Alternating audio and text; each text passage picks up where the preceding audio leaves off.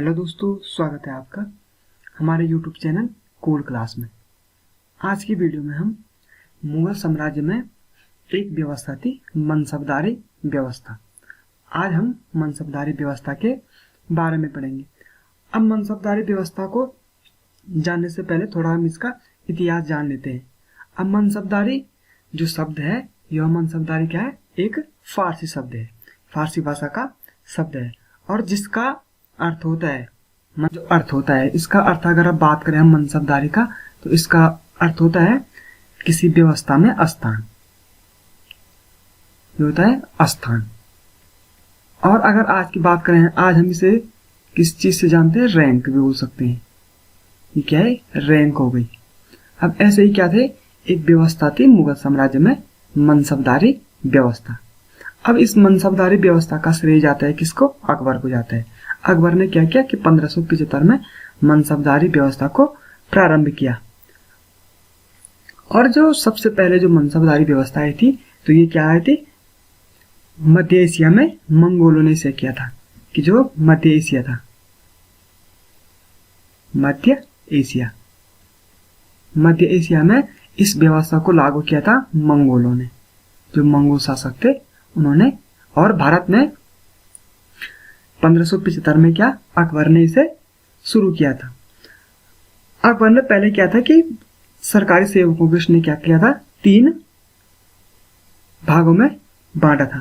3 भाग मतलब या वर्ग कह सकते हैं हम इसको, कि जो सरकारी व्यवस्था थी उसको इसने क्या किया था?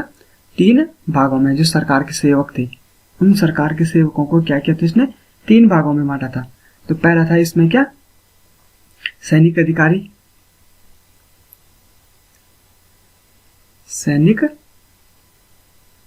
अधिकारी, और दूसरा था इसमें लेखाधिकारी, जिनके पास क्या होगा? पूरा लेखा जोखा होगा, लेखा अधिकारी।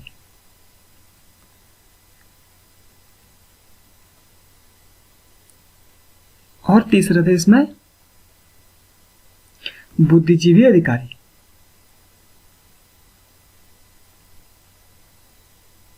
बुद्धिजीवी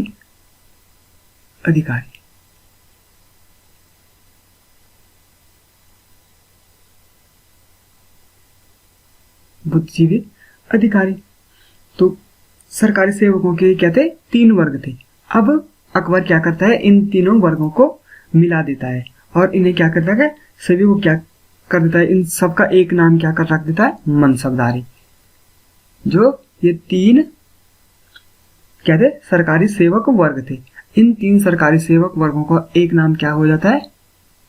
मनसबदारी या मनसब हो जाता है। ये क्या है? एक प्रकार की एक रैंक है ये। अब मनसब किसे कहा जाएगा? कितनी उसकी रैंक होगी, यह क्या किया था इसने? अलग अलग निर्धारित किया था।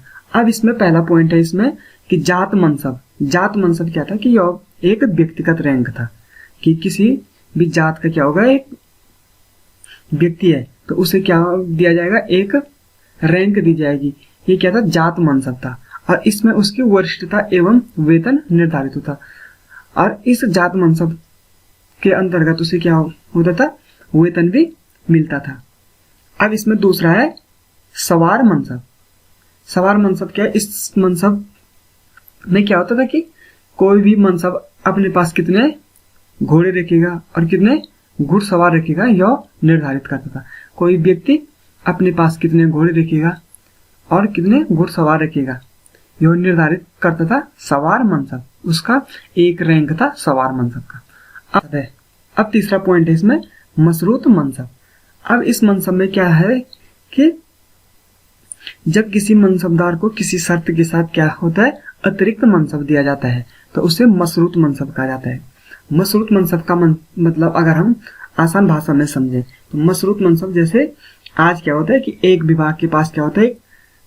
अतिरिक्त विभाग दिया जाता है, कुछ उसे अलग से दिया जाता है, या हम कह सकते हैं कि एक विभाग के साथ दूसरा विभाग भी उसी के पास जाना। तो ये मशरूत मनसब के अंतर्गत आता था।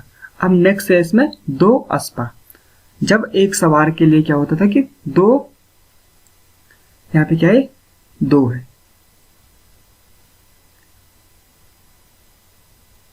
दो घोड़े रखने होते थे तो इसे दो अस्पा मनसब। जब एक सवार के लिए दो घोड़े रखने होते थे तो उसे क्या कहा जाता, दो अस्पा मनसब कहा जाता था। अब नेक्स्ट है इसमें सिंह अस्पा। सिंह अस्पा में क्या है कि जब एक सवार के लिए 3 घोड़े रखे जाते थे तो उसे क्या कहा जाता, सिंह अस्पा कहा जाता था। दो अस्पा और सिंह अस्पा से क्या आते हैं, काफी बार एग्जाम में क्वेश्चन भी आते हैं कि दो अस्पा में एक सवार को कितने घोड़े रखने का अधिकार था, या सिंह अस्पा में कितने घोड़े रखने का अधिकार था। तो ये हो गया दो अस्पा, सिंह अस्पा। अब इसके बाद नेक्स्ट है इसमें कि मुगल साम्राज्य में जो मुद्रा प्रणाली थी, मुद्रा प्रणाली क्या थी। अब मुगल काल में क्या होता था कि सोने, चांदी, तांबे के क्या था, इन तीनों मुद्राओं का प्रचलन था। और जो सबसे सोने की प्रचलित मुद्रा था उसका नाम क्या था, इलाही। सोने की मुद्रा का नाम क्या था, इलाही। और इसका प्रचलन किसने किया था, अकबर ने किया था। कि सोने की जो मुद्रा इलाही है इसका प्रचलन किया था अकबर ने। और चांदी की मुद्रा क्या थी, रुपया थी। और जो चांदी की मुद्रा थी उसको क्या कहा जाता था, रुपया कहा जाता था। और इसका प्रचलन क्या हुआ था कि जो सूर्यवंश में क्या था, शेरशाह सूरी ने किया था। शेरशाह सूरी ने क्या किया था कि चांदी के सिक्कों को क्या नाम दिया था, रुपया का नाम दिया था। और तांबे के सिक्कों को शेरशाह सूरी ने क्या दिया था, दाम का नाम दिया था। अब सिक्के हैं, सोने के सिक्के की बात करो तो इलाही हो गया। इलाही किसका नाम हो गया, सोने के सिक्के, ये हो गए सोने। और जो चांदी है, चांदी हो गया रुपया, चांदी के सिक्के हो गए रुपया। इन दोनों का अनुपात था 1:40 का। कि जो अगर हम इन दोनों का अनुपात था 1:40 का। एक इलाही किसके बराबर होगा, 40 रुपया के बराबर। ये था मुगल काल में सोने और चांदी के सिक्कों का अनुपात। अब जलाली नामक चांदी की मुद्रा का प्रचलन किसने किया था, अकबर ने कराया था। जो जलाली नामक चांदी की मुद्रा, इसका प्रचलन कराया था अकबर ने। और जो चांदी की मुद्रा रुपया थी इसका प्रचलन किसने कराया था, शेरशाह सूरी ने। ये याद रखना है कि जो शेरशाह सूरी जो चांदी की मुद्रा का प्रचलन करता है वो उसका नाम है रुपया। और जो अकबर चांदी की मुद्रा का प्रचलन करता है उसका नाम है जलाली, इसका नाम है जलाली। और यह रुपया के क्या आधे के बराबर थी। और जो जलाली थी, ये जलाली जो चांदी का सिक्का किसने चलाया था, अकबर ने चलाया था। और जो चांदी का सिक्का चलाया था किसने, शेरशाह सूरी ने। तो ये रुपये का क्या था, आधा था। जो जलाली था ये क्या था, जलाली क्या था, रुपये का आधा। रुपये का आधा हो गया जलाली। एक जलाली किसके बराबर हो गए, आधे रुपये के बराबर। अब अगला पॉइंट इसमें कि तांबे की प्रचलित मुद्रा क्या थी, दाम थी। ये मैंने आपको पहले भी बता दिया कि जो शेरशाह सूरी तांबे की मुद्रा का प्रचलन करता है उसका नाम है दाम। इनको याद रखना है आपको कि सोने के सिक्के को क्या कहा जाता था, चांदी के सिक्के को क्या कहा जाता था और तांबे के सिक्के को क्या कहा जाता था। कि जो सोने के सिक्के थे उसे कहा जाता था इलाही। चांदी के सिक्के को जो शेरशाह सूरी ने चलाया वो चलाए रुपया। और जो अकबर ने चलाए वो जलाली। और जो शेरशाह सूरी तांबे के सिक्के चलाता है उसका नाम क्या है, दाम। और मुगल काल में रुपया और दाम क्या था, 1:40। ये है मुगल काल की बात हो रही है। तो मुगल काल में रुपया और दाम का अनुपात क्या है, 1:40 का है।